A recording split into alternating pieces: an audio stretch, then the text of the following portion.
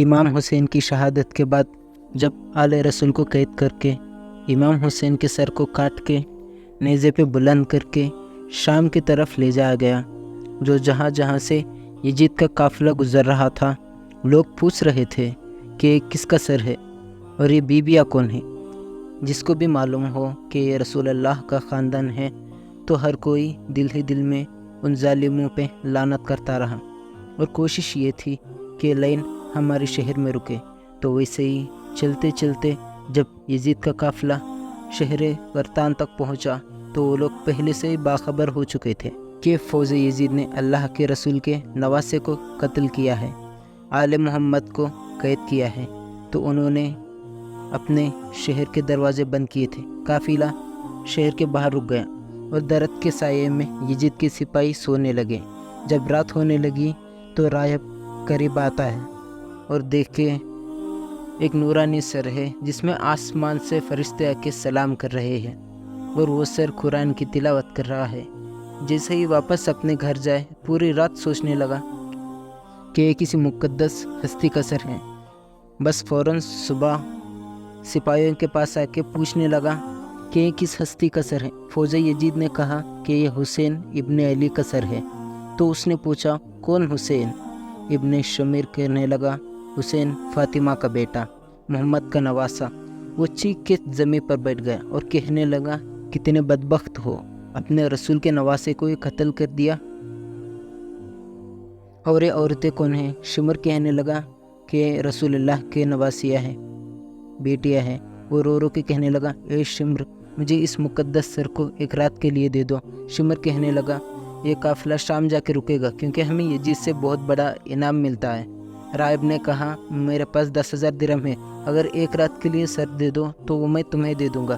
جب واپس میں سلام مشکورہ کرنے کے بعد یہ بات پر آ کے پوچھے کہ ایک رات اور رکتے ہیں، بالآخر ان ظالموں کو 10,000 درہم دے کے راہب امام حسین علیہ السلام کا سر لے کے اپنے گھر آ گیا اور ایک پتھر پہ آ کے اس سر کو رکھا اور ساروں قطار رونے لگا۔ اتنے میں امام حسین علیہ السلام کے سر سے آواز آئی اے راہب، یاد کر جب تو اولاد کی دعا کروانے کے لیے میرے نانا کے پاس آیا تھا اور تمہارے مقدر میں اولاد نہیں تھا، میں نے اللہ سے دعا کی، اللہ نے تجھے 7 بیٹے عطا کر دیے، اور تم نے کہا تھا کہ ایک مرتبہ میرے گھر آنا۔ اے راہب، آج میں حسین تیرے گھر آ ہی گیا۔ بس جیسے امام حسین کے سر سے یہ آواز سنی، راہب زور زور سے رونے لگا اور کہنے لگا اے میرے آقا حسین، مجھے معاف کر دینا، اگر مجھے معلوم ہوتا تو میں بھی آپ کے قدموں میں قربان ہوتا۔ امام حسین نے فرمایا اے راہب، اللہ کی مرضی یہ ہے کیونکہ اللہ کا دین میرے خون سے زندہ ہونا تھا۔ پوری رات وہ مولا حسین کے سر سے گفتگو کرنے لگا۔ جب صبح کا وقت قریب آیا تو راہب نے سوچا کہ میں مولا حسین کا سر واپس کیسے کروں۔ تاریخ میں لکھا وہ جو 7 بیٹے امام حسین کی دعا سے ملے تھے ان میں سے ایک بیٹے کا سر قلم کر کے شمر کے پاس لے گیا۔ شمر نے جیسے ہی سر کھول کے دیکھا تو کہنے لگا یہ حسین کا سر نہیں۔ تو واپس آیا، دوسرے بیٹے کا سر قلم کیا، انہوں نے وہ دیکھا، پھر کہا یہ حسین کا سر نہیں۔ ایسے کرتے کرتے راہب نے امام حسین کے عشق میں اپنے 7 بیٹوں کو قربان کر دیے۔ جب آخری بیٹے کا سر شمر نے دیکھ کے یہ کہہ دیا کہ یہ راہب تو وعدہ خلافی کر رہا ہے، اگر حسین کا سر نہیں دیا تو ہم تیرے پورے خاندان کو قتل کر دیں گے۔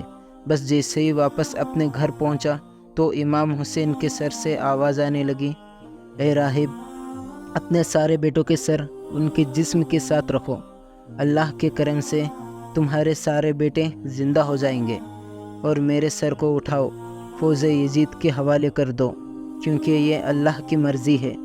ہمیں شام تک پہنچنا ہے اور ہر گلی ایک ایک بازار سے گزر کے قرآن کی تلاوت سنانی ہے، میرے بہن زینب کو خطبے دینے ہیں، اور بازار سے گزرتے ہوئے اسلام کی تبلیغ کرنی ہے۔ تو بس راہب نے اپنے تمام بیٹوں کے سر ان کے جسم پہ رکھے اور اللہ کے کرم سے وہ سارے کے سارے بیٹے زندہ ہو گئے۔